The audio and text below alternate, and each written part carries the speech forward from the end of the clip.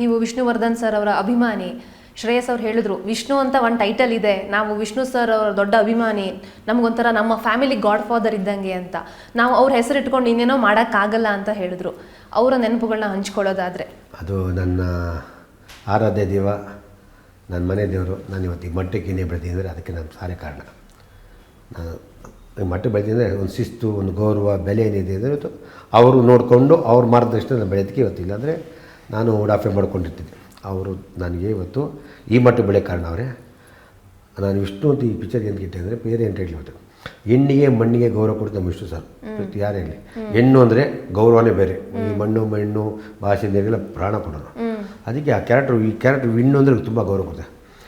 ಅದಕ್ಕೆ ಅದನ್ನು ನೆನೆಸ್ಕೊಂಡು ವಿಷ್ಣು ಹುಡುಗಿ ಪ್ರಿಯ, ವಿಷ್ಣು ಪ್ರಿಯ ಅಂತ ನಾನು ಇಟ್ಟೆ. ಎಲ್ಲ ಶಾಕ್ ಆಗ್ಬಿಟ್ರು, ಏನು ವಿಷ್ಣು ಪ್ರಿಯ ಅಂತ ಇಡಿ ಅಂತ ಹೇಳಿದೆ. ಆಮೇಲೆ ಅದು ಕನೆಕ್ಟ್ ಆಗುತ್ತೆ.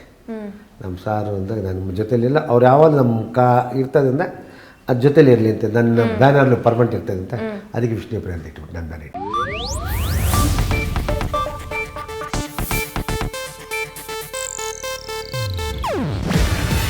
ಇದು ಏಷ್ಯಾನೆಟ್ ನ್ಯೂಸ್ ನೆಟ್ವರ್ಕ್ ಪ್ರಸ್ತುತಿ.